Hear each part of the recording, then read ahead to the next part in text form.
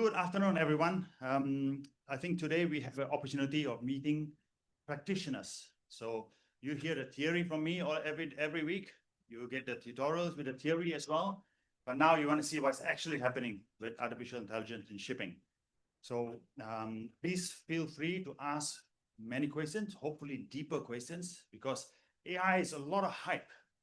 But within that hype, there is some aspects how it actually can work to make companies money. You can see the AI companies, their share price is going crazy, right? So there must be some value in it. But in shipping, where is the value? So today we get a chance of hearing Theo and Vineeth to share with us where they think the value will be. And remember, they're not coming from some theoretical background like me or you, which are learning in a university or in schools. So they're actually coming from practitioner background. So they've been doing the same thing for how many years already? So please welcome Theo Salvo for the first session, and then later on with Vineeth. Thank you, Surinder. So today we're going to be discussing navigating the AI wave and AI's impact on Hong Kong's shipping future. So before I begin, I usually like to say thank you. I just want to give a thank you to these people for helping contribute to this work today. And so for our main agenda, we have a brief introduction by Professor Brrar, and then I'll be giving a presentation. Of course, I have a Q&A session, but feel free to ask questions during the presentation if you feel like you want a burning question that you need answered. And then we'll take maybe a short break, and then we'll invite Vineeth, my other co-founder here, to give his presentation, and we'll close with some remarks. Okay, so for my portion of the presentation, I'm going to give a brief introduction. I'm going to go through a run-through about the problem, provide some definitions and some examples, and then some opportunities for solutions, and kind of wrap things up in a conclusion. So what do? We are VectraLogix. So we just recently formed this company, I guess last week. Hello? Yeah, so what we do is we do digital and technology strategic consulting, as well as product services. And what I mean by product services is developing products for the maritime and logistics space. So how we do that is we provide tailor-made solutions to our clients in the digital and technology field. And the reason why we say tailor-made is because each organization within the shipping and logistics is on its own journey towards developing their digital strategies. So what works for one company might not necessarily work for all other companies, and it needs to be very specific to each organization's journey. So to give a little bit of background about myself, so I've been working, I guess, in strategic initiatives for the past about Asian-wise.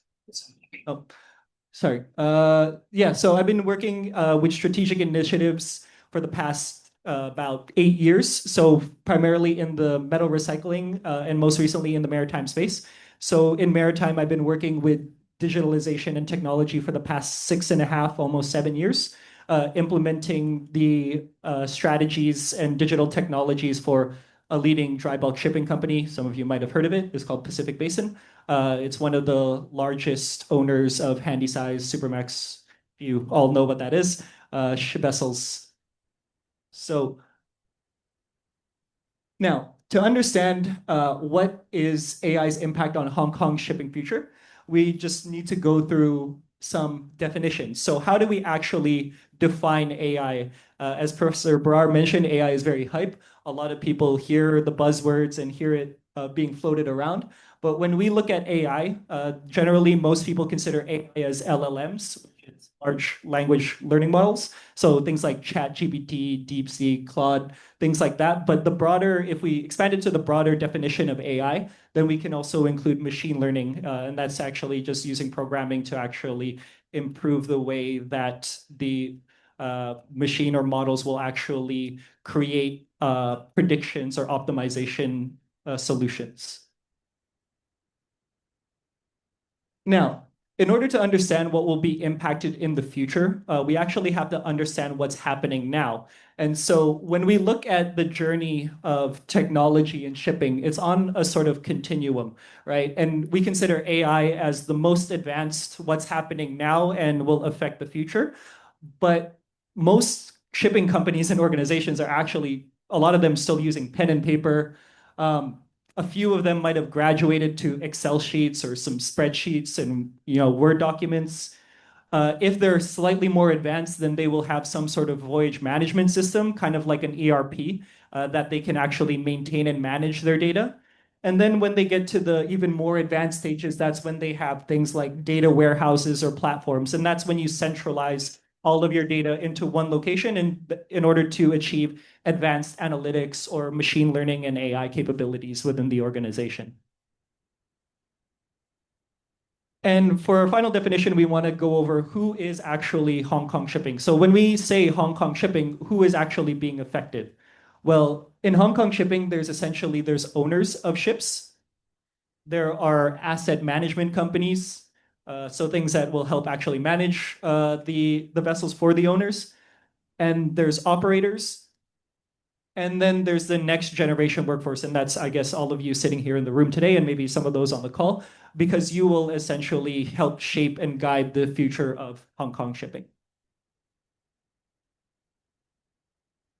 Now, so if we revisit the problem and look at it from the perspective of these four different groups, so how AI will impact Hong Kong shipping future really depends on which group you're in and where you are going. So what I'll do is I'll cover each one, kind of the primary use cases for AI and where the value is for them at the moment. So starting with the owners. So for owners, right, their main objective is to obtain revenue through asset utilization and mitigate risk and costs. So that means what they're essentially trying to do is they're trying to manage the asset by maintaining a good ship. They're also trying to capitalize on any of the sale and purchase opportunities that they might have for buying and selling ships. Now, most owners will also, again, if you know, will time charter out their ship. That means that will rent out their ship for their charterers to actually operate on. So a lot of owners would actually prefer this type of business over actually doing their own voyage business because it's just easier to just rent out your ship and have somebody else do the voyages and make money as long as you make a stable income through your time charter out revenues. And then to mitigate risk and costs, generally it's through compliance. So shipping has a lot of rules and regulations that you want to abide by and follow. So examples of AI use cases, and again, this is kind of speaking from our background and what we have implemented. So there's speed and consumption machine learning modeling. That's one of the kind of key areas in which AI and machine learning is advancing at the moment. And that's because it helps better manage the asset's performance. So what we mean by that is that by actually modeling the way in which different events will affect the ship's speed and consumption, you can actually potentially learn more about your ship, be more proactive on your maintenance, and then you'll also be able to improve your time charter out description. So when you actually go out and trade that vessel, you'll be able to provide more accurate vessel description to your charterers in order to prevent potential claims or to even improve the rates that you would get from the charterers. And then for regulatory compliance, an interesting area is about sanctions checking and counterparty screening. And I mentioned that because, again, most owners just want to rent out their ship and they want to make sure that they have a trusted business partner that they're doing the transaction with. So rather than them having to do their own search and check, okay, is this a trusted counterparty? There are services like the one here, Purple Track by Polestar, which actually provides some AI assistance to be able to validate whether or not the counterparty is actually legitimate. Hello? Can you hear me okay? Okay.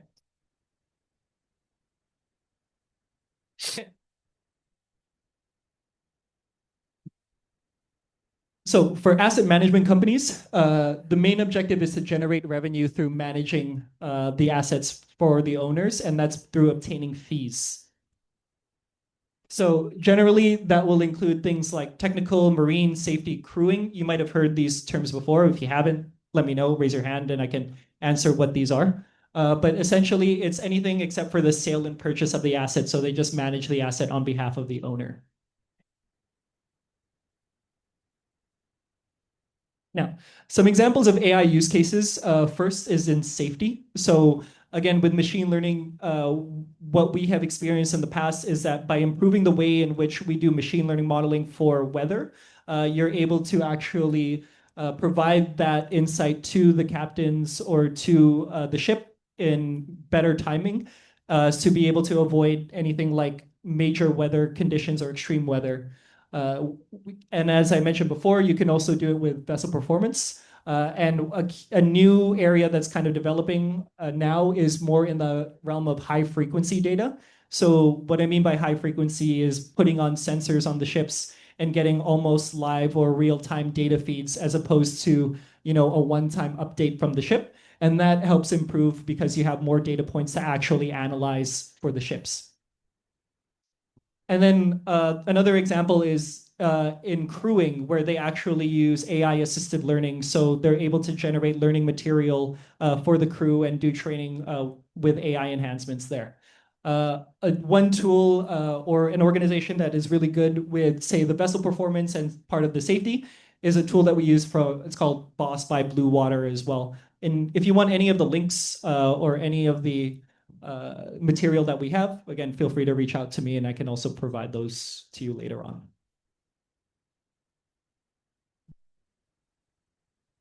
So next is the operators. So the main objective for an operator is to generate revenue through the margins that they would collect through shipping, trading activities, and operating. So that would be essentially, as you would have heard, either chartering or brokering. And then for operating, it's all about mitigating risk.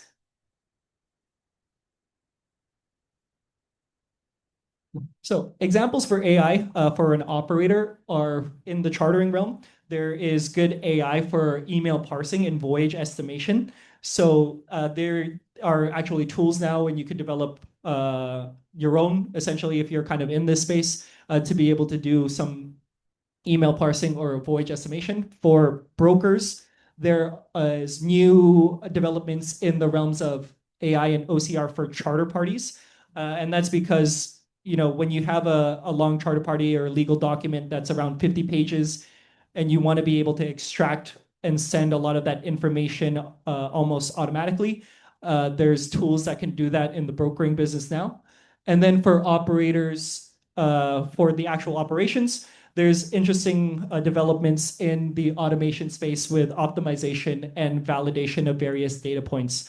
A good tool for this is the Ocean.ai, which I believe Vineeth, my co-founder, will also be demoing later on.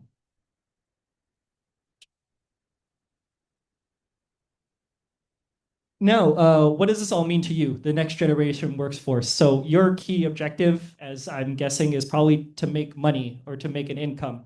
And how are you going to do that within shipping? Well, either you're going to start your own shipping business or you're going to look for employment in a shipping company or shipping related organization. So where you could potentially develop some of your skills that would be interesting to these companies would be learning more about data platforms and services like AWS, Microsoft Fabric, and Google Cloud Services. Because as I just mentioned earlier, right, a lot of these organizations are shifting from their traditional pen and paper Excel spreadsheets into more data platforms, which kind of brings me to the second point, which is the APIs and integrations. So when they actually have these systems, they want to do something with the data. And of course, they want to enrich and supplement that data with either public sources of data as well as internal. Then APIs and integrations and learning how to do that as well will help you with your skill set and make you more attractive to potential employers or provide potential business opportunities. And then, of course, there's AI vibe coding, which is developing kind of your own products using AI capabilities for mockups. So that's, again, just if you want to play around, develop your own kind of tools and technologies. Again, it provides you with a better portfolio when you go out there to future employers, say that I've done this or I developed this tool in shipping either when I was in school or when I was studying. And some good data sets, there's a lot of free public resources when it comes to AIS, which is used for vessel tracking. There's speed and consumption data, as we talked about earlier when we're mentioning vessel performance. And then there's a lot of free resources in the realm of weather data, again, because that's also helpful for navigation and safety. So how AI is actually impacting, to wrap it all up, Hong Kong shipping future is really in these kind of key three areas. So we have automation, which I was mentioning earlier with task automation for compliance. You're able to have more AI assistance with that. And then for costs and risk mitigation, again, through the ways in which you can improve safety. And then for optimization, so there's actually ways in which you can improve revenue, reduce costs with AI as well. And that's it. Thank you. Great. Any questions?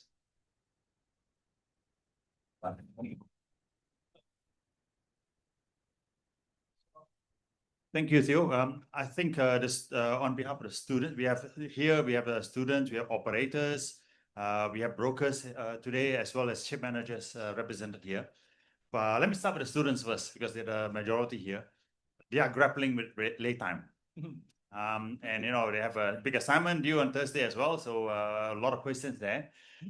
And AI cannot help with late time using just the statement of facts and the charter party details and the NOR terms. So how can AI help them to be good charting managers, brokers in the future by handling late time much better? So actually, there are tools now. They're fairly new, and we've been, again, in my previous experience, we're collaborating with a few organizations that are actually using AI to create late time calculations. So potentially in the near future, now actually in the near future, AI is being able to handle late times. And that is through extracting this data from the statement of facts, extracting data from the counterparties, and then putting it into the engine to actually generate your lay time. So it actually is happening now. Although they're not free for students, I guess I might mention that. You have to pay, and again, in my previous organization, we had to pay a lot for that service.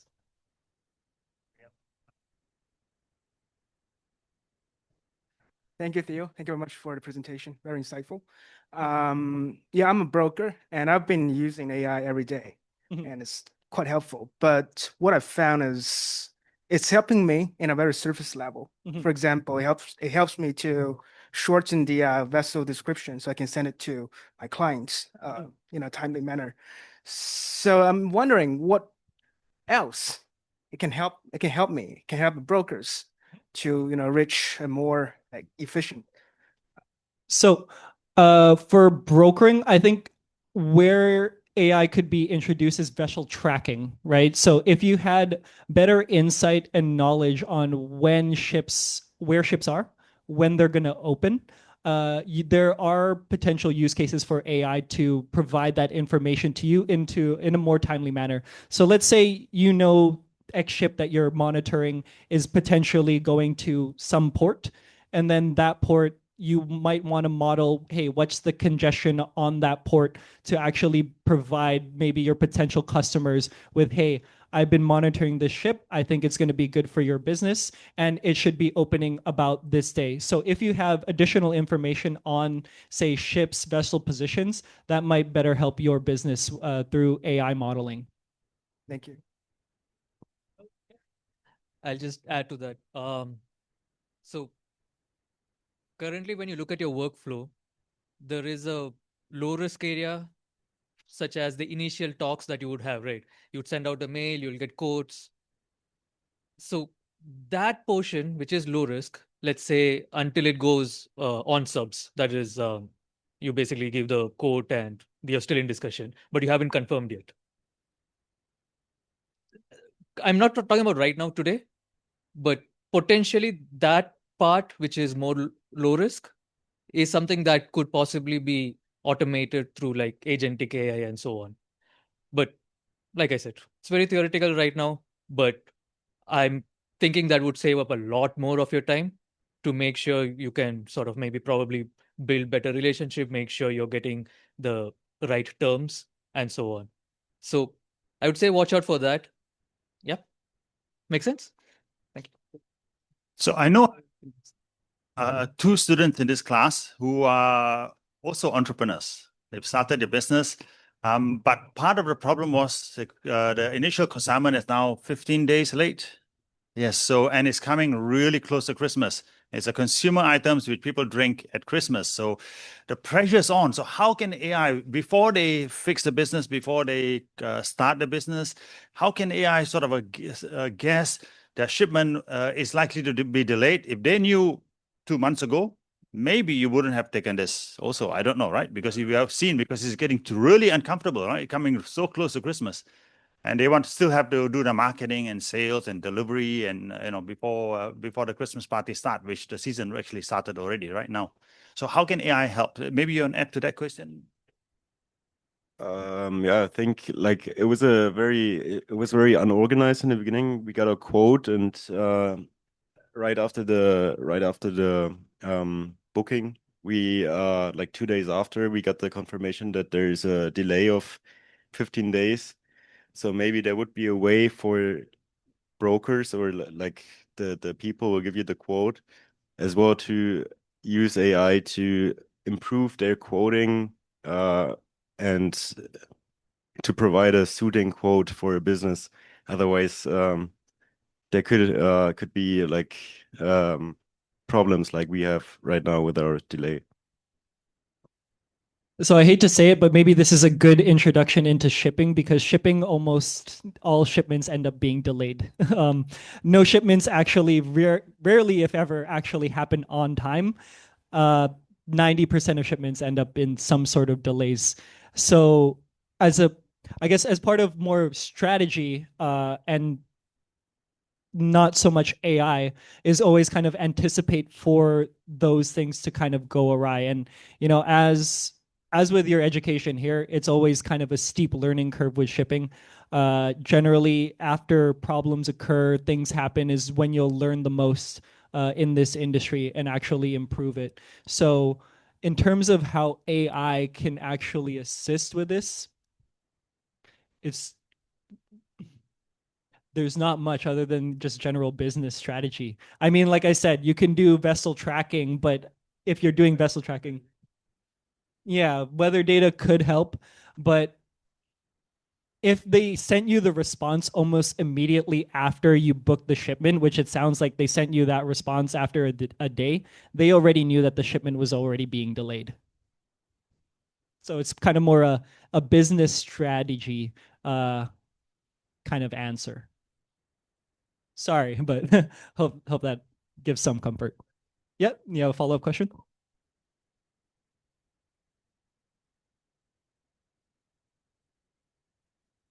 I heard there are a lot of startups which focus on like satellite imaging, and they use the data from the satellites to to have like so they use the data to I don't know how to say it exactly, and I'm not too deep technical in it, but they could maybe use like satellite data, live data, to see how much traffic is, for example, at the ports where may problems like areas where problems could arise because of weather as well. So maybe that could be like a use case of AI in the industry. Yeah, so that is happening now, where they are doing. So essentially, what I said earlier was they're using not just satellite imagery, but AIS data. So that's when ships actually emit signals, which is regulated by the IMO. That ships generally will have to report their positions and everything. So from that alone, you can be able to track vessel positions, whether there's going to be congestion, things like that at the ports themselves. And then, yes, you could use that to actually model what congestion would be potentially for ports. But it's anybody's guess. And within shipping, right, it's about who has access to the most information. Are you going to get a better idea about the congestion at a port by looking at satellite imagery and AIS data, or is it better for you to just call somebody at that port and be like, hey, what's happening at the port? Is there room for me to get my thing through? And that's always going to be the fastest answer for you instead. Yeah, for containers, maybe transshipment delays as well. See whether AI can sort of predict that better. Any other questions before we move to the second part? No, we carry on, I think. Yeah. Okay. So would you introduce, Vineeth? Yeah. So it's going to be over to Vineeth here. Hey, everyone. Sorry, you're not getting time to break. Good question. Yeah, great questions.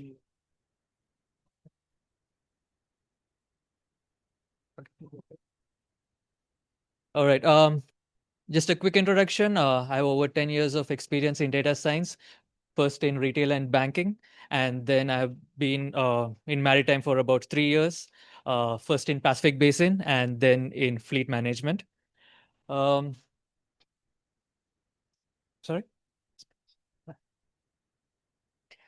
So yeah, let's continue. I'll be picking up some specific examples. So first talking about automation, and then about optimizing voyages, and then how to sort of forecast market rates. And then also to wrap up, we'll be looking at risks and ethical considerations.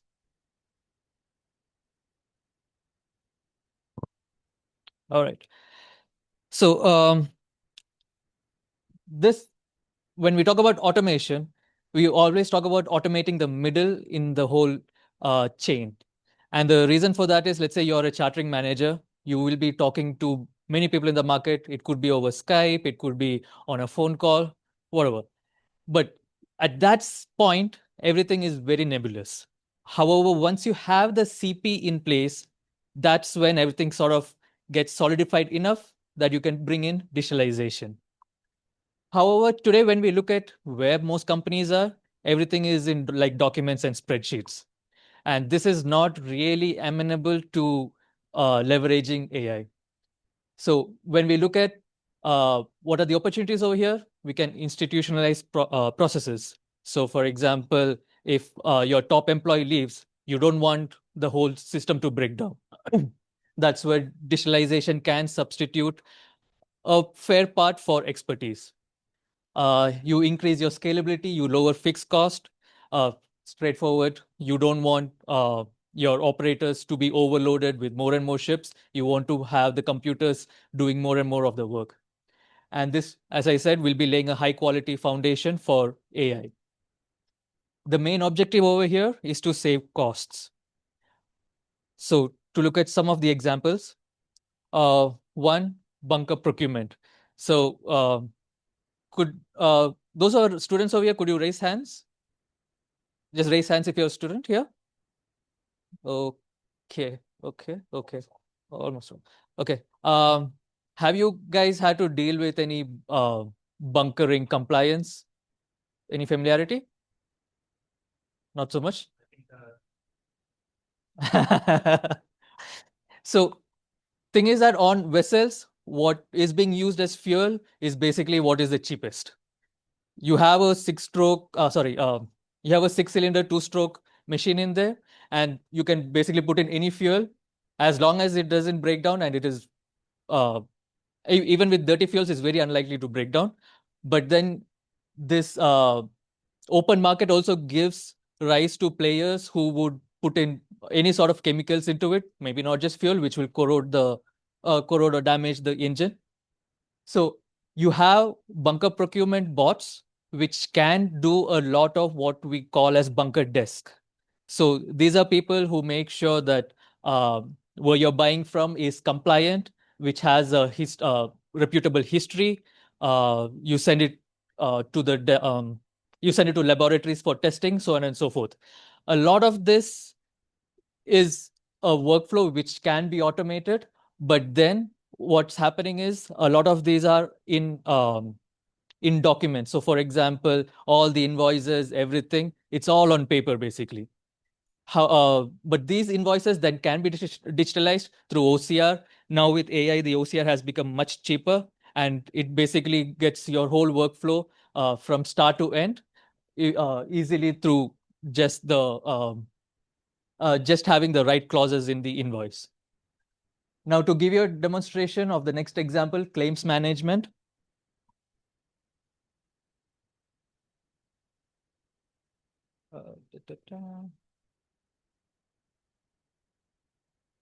All right. So everything in shipping happens through emails. Now, generally, you'll be using your Outlook. You will be having rules set on it to alert you, classify everything. But what you would really, really want to take the first step into digitalization is to have your mails better sorted, basically.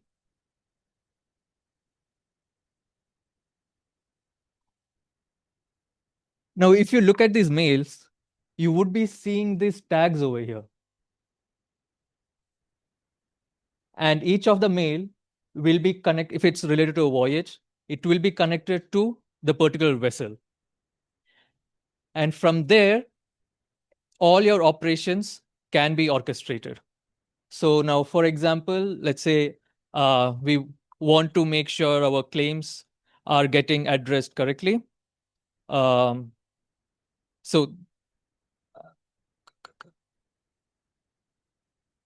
all right. So as I said, everything is in documents, but then if you want to handle your claims,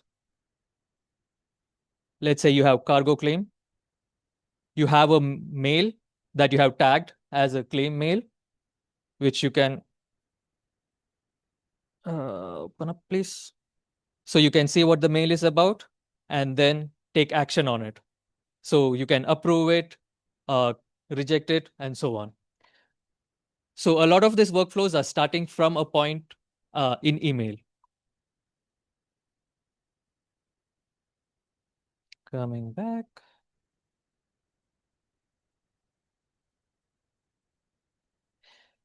Fixture recaps. So have you guys had to deal with the contract itself, the charter party? Students? You, of course. So you would think you have a proper contract. That's not how it is. I was shocked to find out. You actually have a contract and then you have like 100 addendums behind it. So it's like, hey, take care of this, let's change this to that, blah, blah, blah. And you finally don't have a contract really. You have a bunch of emails with like agreements just written down. So now the idea is what we had mentioned before. If you want to do, for example, late time, you have all these clauses, right? But these are all in charter party and it's all disparate in disparate emails. You can currently put these through an AI to actually get these clauses out. And then you can build late time, you can assess the risks of each clause, and then you can price accordingly. We'll come to that more later.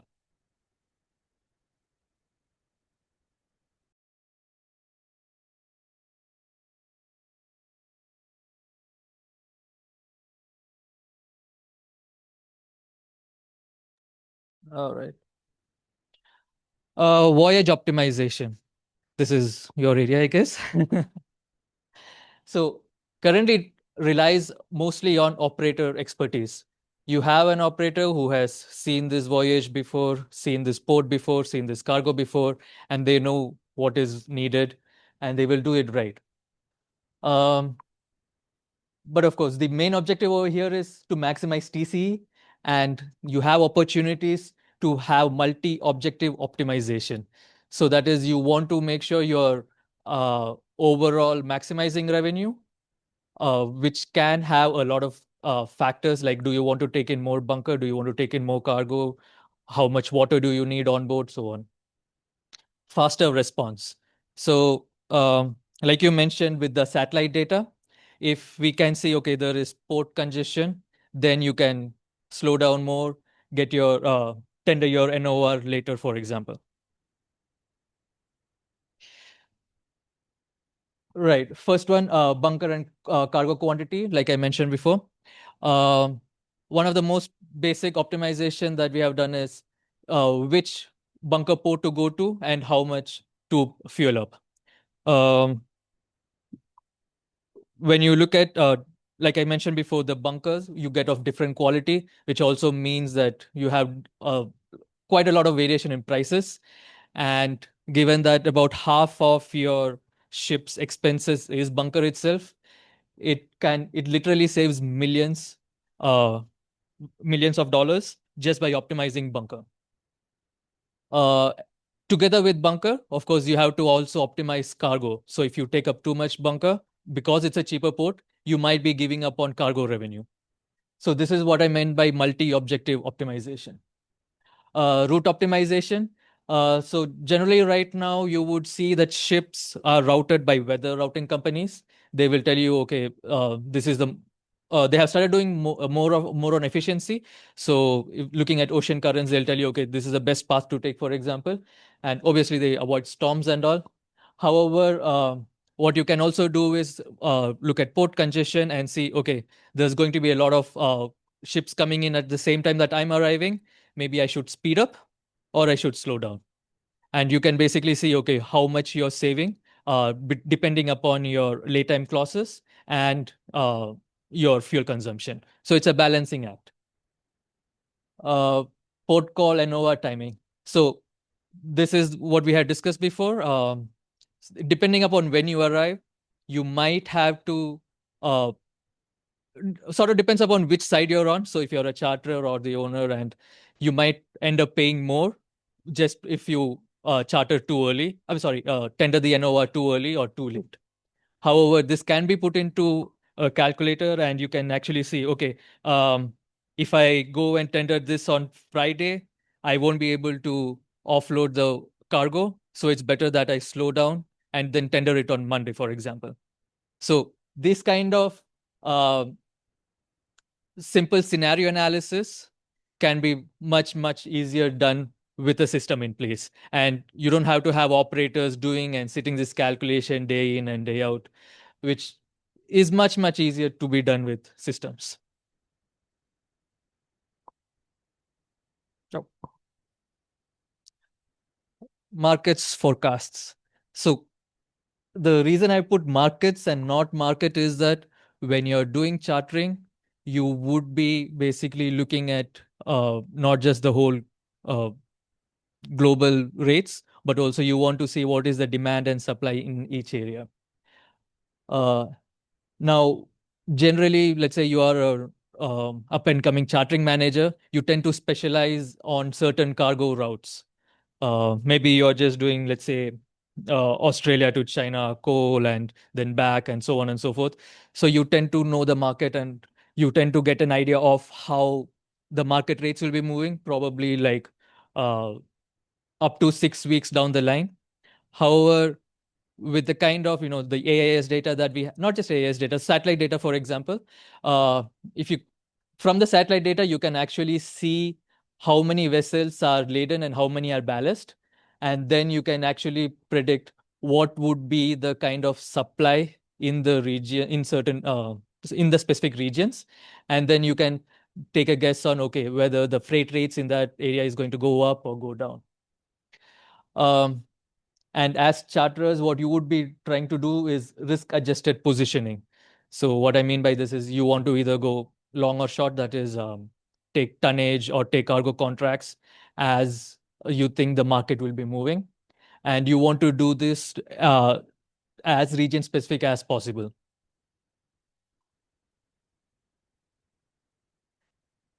Now do to get an idea of demand and supply, what I've seen a lot of charterers do is basically read Clarkson's report or something, which sort of is like reading a magazine, really. I don't think it adds a lot of value. However, that job right now can actually be done by AI. And AI has advantages that it can read in multiple languages. It can pull in data from a lot of variety of sources and put it all together. So to give you an example that I did yesterday. Okay. So this is manage.im. It's an agentic AI platform. And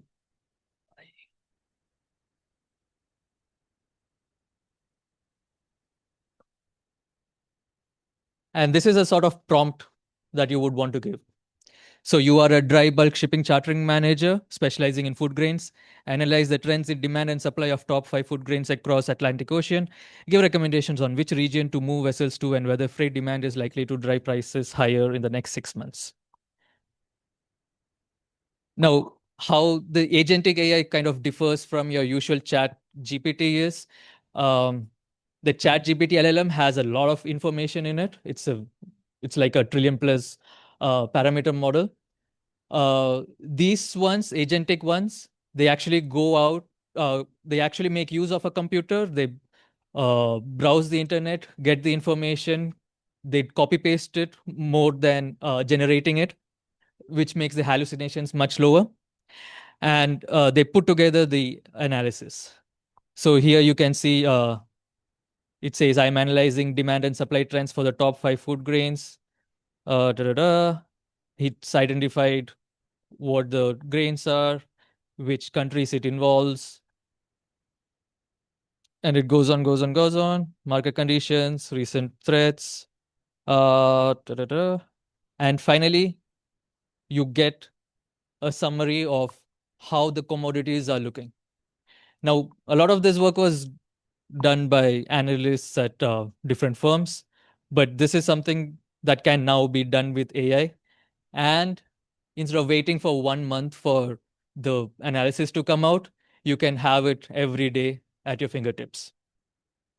And it will be specific to you. So you can put in what you're actually interested in and then get actually get only information and analysis relevant to you.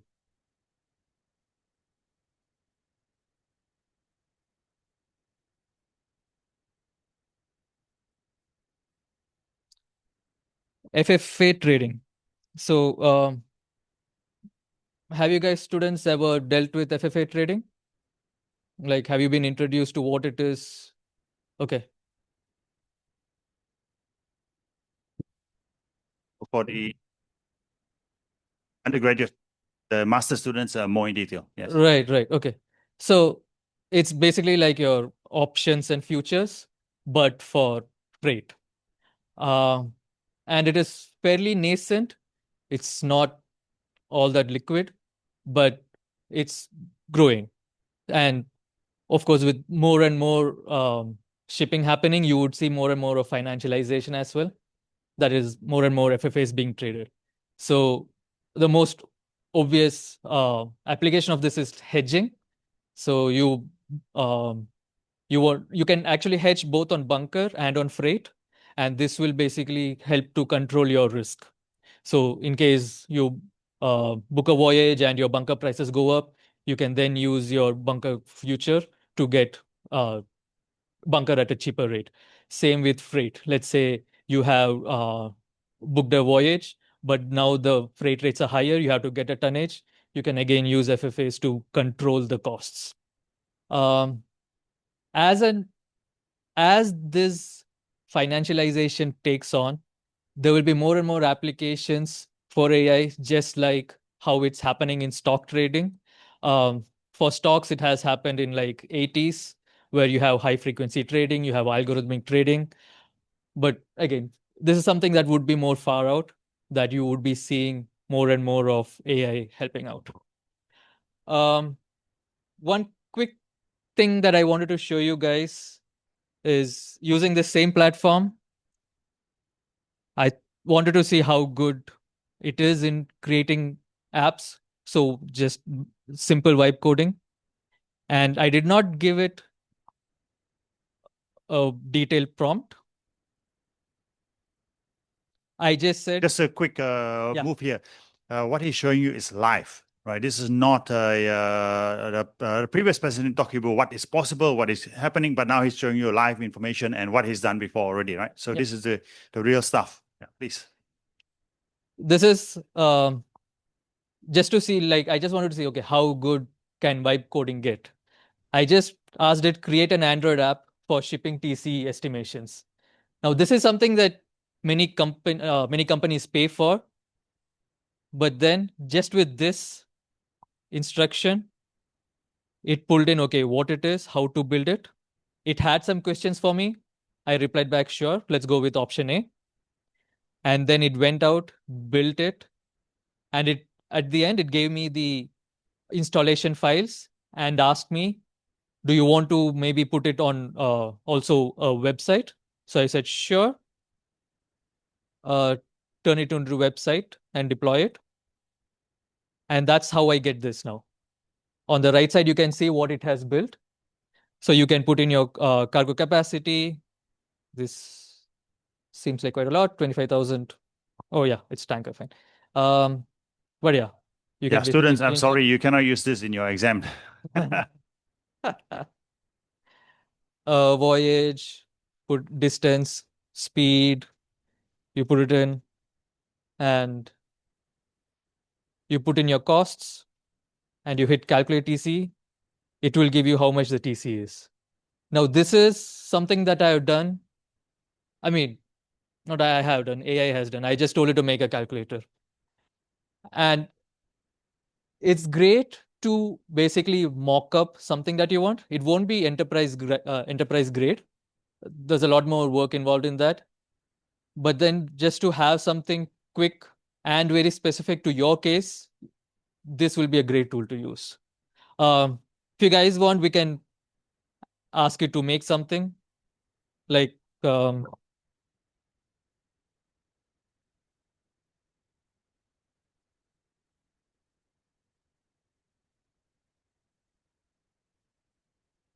do you call that thing? SOF to late time. Late time calculator?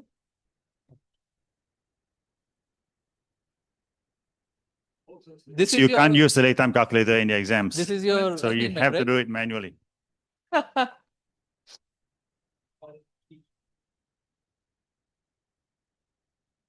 So it started on a web development project, which is the default. This can take a few minutes. So in the meantime, we are open for questions. Start off while you're waiting for the late time calculator to start up. The TCE example you showed us earlier on had it in tons. So obviously, when you ask something, it doesn't give you a full answer already. So you'll need to go back and ask them review again, Yep. make sure that have you allowed for this course and Yep. so it's like this is a beginning, right? It doesn't give you the answer straight away because that's why you are studying, right? You need to learn to know what the concept is. Otherwise, you can't ask it questions. So it's important to understand the basics before you ask. So that's the first part. The second part is late time is very complex. In fact, as I've told many students, I studied late time like I told them 20 years, but actually it's 40 years ago. And I had to review my capability with somebody who is present here, which I think is is one of the best operators, if not the best operators in the world for shipping. So this is really complex. And sometimes AI don't just give you the answer because the trick is in how to manage the statement of facts, how to manage the timesheet even before the ship arrives at the port. So that so how can AI really forecast and predict those kind of things? How can they help you? It cannot. How much ever at the current level AI and machine learning is, you always need a person to review the work. But how you should be using it is you build it, you test it, then you keep using it. So every time you don't have to be working through the entire details. So late time specifically, right? You need to get the SOF and you need to get the CP. Now, SOF is more amenable to more easier to digitalize, CP harder. So you would need human in loop, more work being done on CP digitalization, less so on SOF, and then get the clauses in correctly. Once that input is right, and it can then do the calculations automatically. Relevant. You disagree because? I mean, okay, it will probably require, this is my view, Hmm. it will probably require, I mean, laytime works in a fashion, every charter party, every fixture will be different. Yeah. Even if you're doing it with the same charterer, Yeah. the same form, however, the recap has made Yeah. slight changes. Now, the first step, in my view, is converting the entire recap. So first and foremost, checking if that recap is right or wrong. Yes. Because the recap is made by humans Yes. with a broker. Yes. He is reviewing Yeah. manually Yep. probably 17 to 20 exchanges between the owner and charter. Yeah. Which, and just to kind of imagine what it looks like, is the broker has sent out a message saying that, okay, this particular vessel is available, blah blah blah. Some charter has picked it up and saying, okay, I have this particular cargo, or I would like to have the ship on time charter. And then you have, indication, offer, counter offer, removal of certain clauses, changing of words. I mean, it could be even a comma that could make a complete difference. Then you come to your recap. That recap is circulated by the broker to both parties. Both parties have to review it because that becomes your source document. Yep. That document is the only document which is valid in court. Yep. And it will override any errors made in a charter party subsequently. So first is the recap. Machine learning, I mean, somehow or the other, AI needs to be taught how to, Right. do this. That is what I meant, human in the loop. Correct. You cannot remove the human in the loop. No, but at the end of the day, we're trying to come to that level Yeah. wherein our work becomes less, right? Yeah. Like my broker friend out here mentioned, how do I, obviously maximize the time that I have, the 8 hours in a day that I have. Okay, after that, once the recap's done, then you're coming on to your charter party clauses, actual charter party clauses, which is what your laytime needs, your basic clauses, which needs to be fed into the laytime calculator. So right now, the models that are available are simple models, which the human needs to tell what time to count and what time not to count. It cannot do it on its own. And if it lands up doing it on its own, there's got to be a lot of checkpoints out there which need to go in there, which I think right now, I don't think there is. You're right. So first of all, the first part, CP, digitalizing the clauses, that's not a finished problem yet. That is a starting point, yes. And So if I can distill the discussion. oh, okay. There is a laytime calculator now, we can see it, right?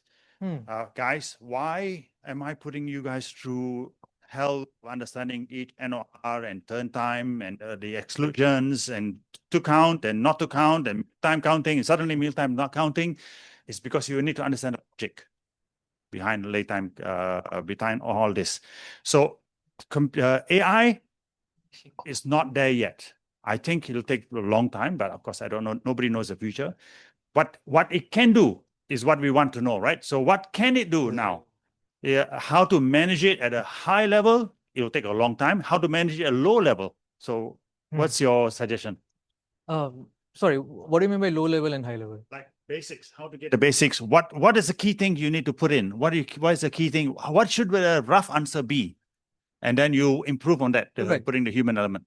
Right. So, for example, in this scenario, this is lacking a lot, but you have basic things like shink checks and all.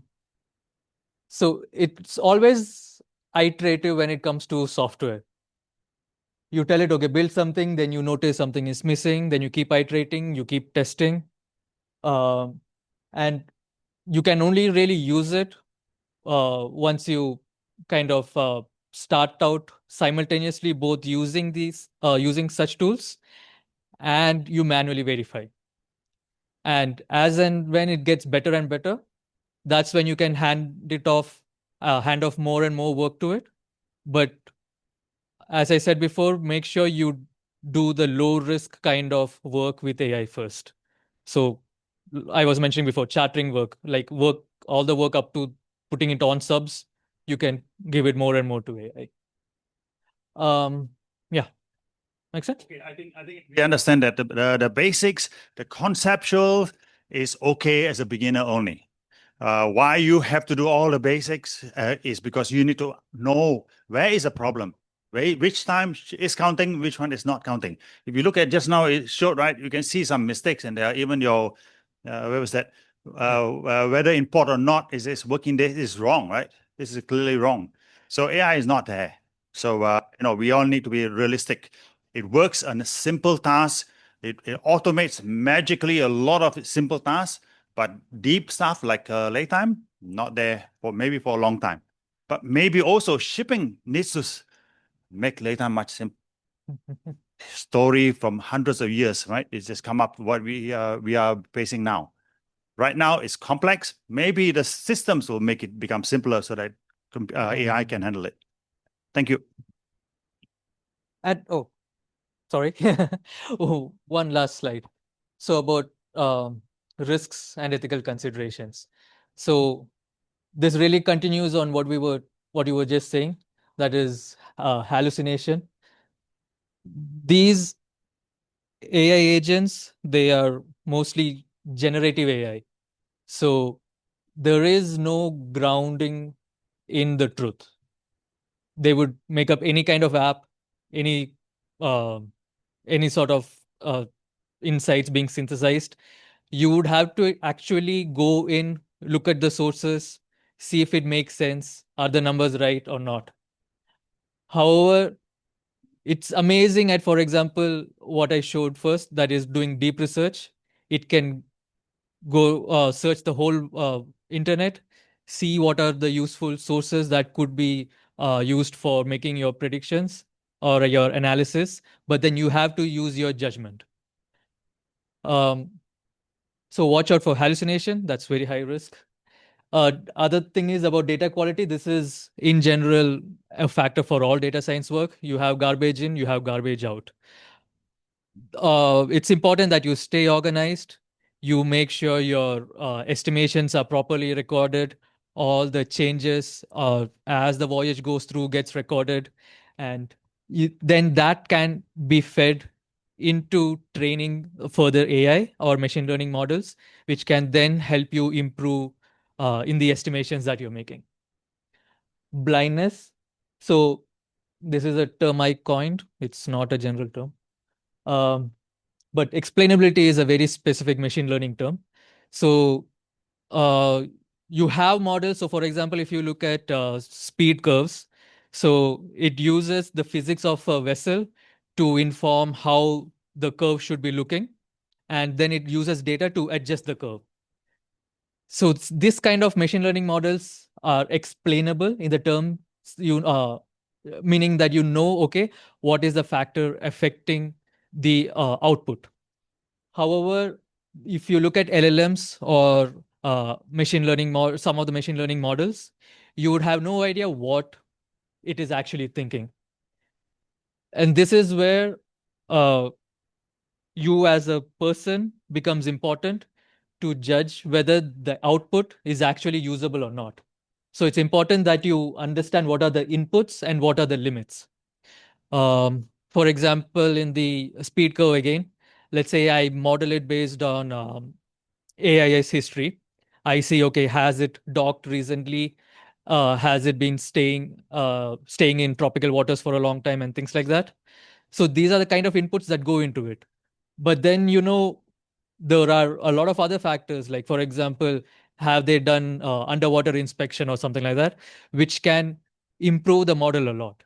So let's say you are in a new company, there are these models, these are the limits of the models. These are the ways you as an operator or chartering manager can contribute to digitalization and and help it improve.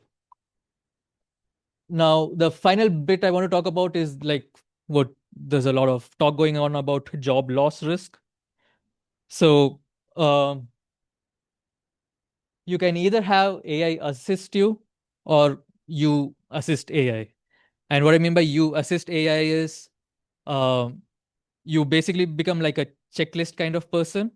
So if you look at customer service, for example, you can have a lot of work being done by AI, and then it is escalated to a customer service person who can basically see, okay, whether AI is the choices made by AI, whether it's right or wrong, and they basically are helping train AI. In the other one, first one, where AI is assisting you, this is a scenario in which you are the expert and your skills are being augmented.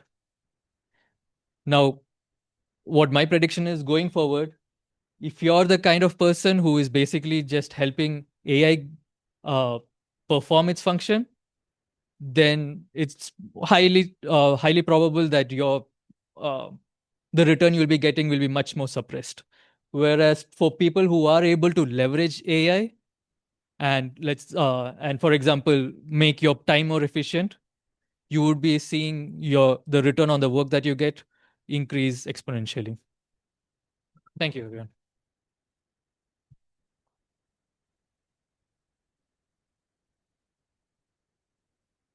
So, thank you very much, Vineeth and Theo. I'm sure there's a lot of questions. So I'd like to kick off first.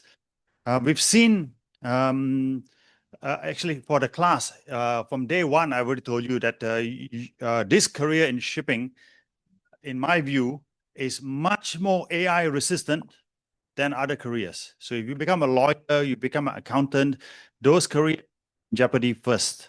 Shipping is a career where you have a very good chance because of the complexity. We've just seen it just now, right? We've asked AI, like late time is like take a long time for it to be fixed, in my view. So this is one career you can have in the future, which will maybe last until you reach your retirement age, maybe. So the question now is, you've explained the broad picture Theo has, and you've gone a little bit more in depth on what AI can do. The question I want to ask is, in Hong Kong, the connection to Hong Kong, with the Hong Kong's maritime infrastructure, there's risk, because of the USTR. Now it's been delayed 1 year, so we don't know what will happen in next year, 1 year's time. There's some international shipping companies who leave Hong Kong. How can young people grab the use of AI and go into a shipping career and be internationalized, because they need to be able to be flexible, live anywhere in the world if you are in a shipping career in case something happens. So maybe Hong Kong might also become all the companies will come back as well. We don't know, right? But they need to be so flexible. They can work anywhere and utilize AI. How can AI help them at this stage, this level, in their third year of undergraduate? Workers, we have ship managers, we have experience as well. I actually help them. This might not be specific to shipping, but AI is an amazing tool for learning. Let's say you are moving into a slightly different vertical or something. Maybe you are an operator, you're moving into ship management.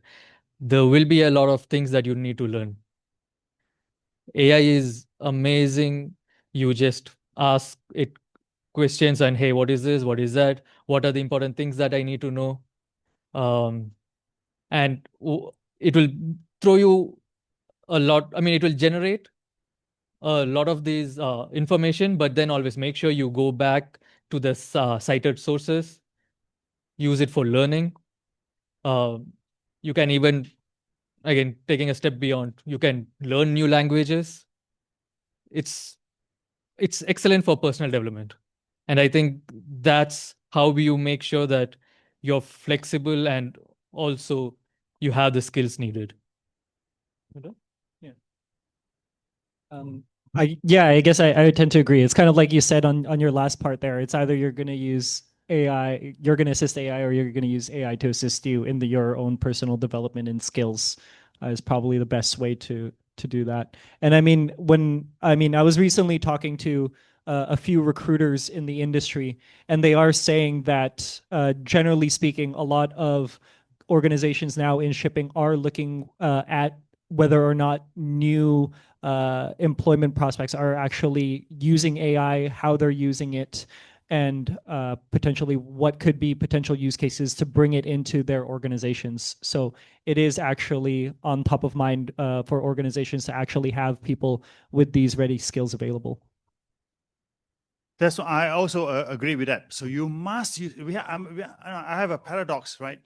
For you, I don't want you to use AI because you stop thinking, but I want you to use AI because you have to use it, because if you are not using it, you're running with one leg tied.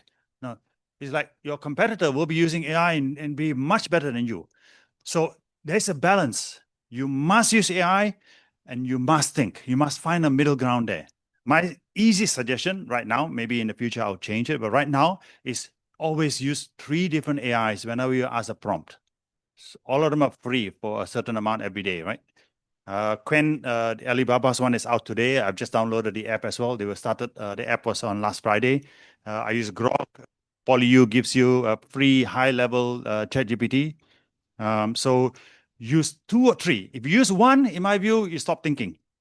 Use 2 or 3, you said, actually, this answer is better. This answer is missing. You are thinking. So that's my initial thinking, right? It's like you must use, but if you don't use, if you don't use, you think. But on the other hand, if you use only 1, you stop your thinking because here's the answer, right? So there's a balance you need to find. That's my understanding. Any questions?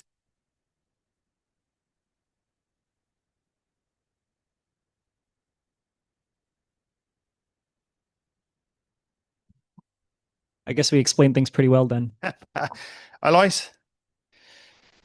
So, question. You yeah. Maybe I ask. So actually, Enoch is a super user of AI. So let's see.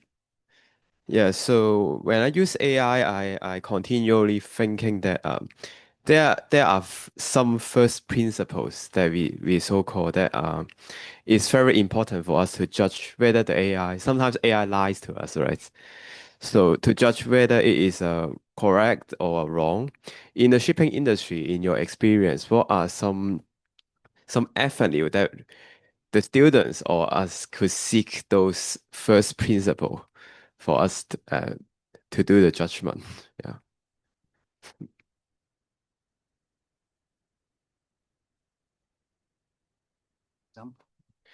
Yeah, for example, like when you are doing late time calculations, so sometimes they even do wrong in the mathematics. Like maybe one day they will have 24.5 hours or so on, or some definitions for the late time. So yeah, so some first principle like that. Yeah. I mean, does common sense count as a basic first principle? Because, as again, if you notice a calculation being extremely wrong, then you should obviously know that it's not there.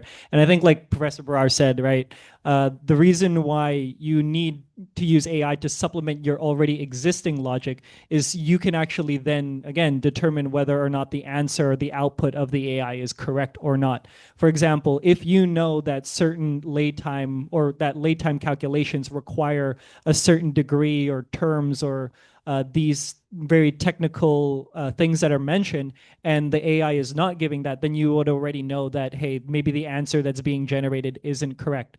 So for example, the one that we had here when it was talking about weather working days, is weather working days or the way that they defined weather working days correct in your own knowledge of shipping? And again, you can use other colleagues of yours as references or professionals like us or those who are already in the shipping industry to verify whether or not that logic is correct. I mean, again, as students, your primary goal and job is to kind of learn, right? So you always test and validate your learning with people who have done it before. Samuel comes from Anglo-Eastern, so he gives and he will ask a technical crewing sort of question. So maybe will be useful. Yeah, I'm just also curious that how AI can also be used to, for example, if for example a vessel will call for certain ports, there are some requirements or compliance that will need to be adhered to for before the vessel coming there. So yeah, is there any potential in that area? That's simple. Right? Yeah. Are you looking from like the safety perspective or for like supplying? Because there's different use cases depending on, again, the Yeah. port. I guess all aspects, including safety, operational, and also regulatory from the certain government will have regulation. Yeah, I guess so. So where AI could be very useful for that is that there are, I mean, you can use AI to scrape the public resources for any port restrictions on anywhere in the world, right? So you can already use it to consolidate whatever public information is available. Now, some of it which will be more updated. So like, let's say you're looking at draft restrictions at a port as of today, that might not be, again, an available public resource. So that's something that, again, you would have to validate and check after you've done it for the initial scraping. And you would be having SMS docs, right? Safety management system docs, like manuals. What has been happening with SMS is that they have been getting more and more complex. So there are multiple documents and they are all huge. And one place that AI will definitely augment you, because you definitely need to know safety basics. You should be remembering them. But then you can use AI to search, put it all together, make sure you are not missing out on anything. But of course, safety always, training is number one. Yeah, thank you. Any more questions? If I can wrap up. Thank you very much, Vineeth and Theo. So I think it was useful for us. For me, the key takeaway is your jobs in shipping is still safe. Yeah, because AI cannot handle this kind of level of complexity yet, number one.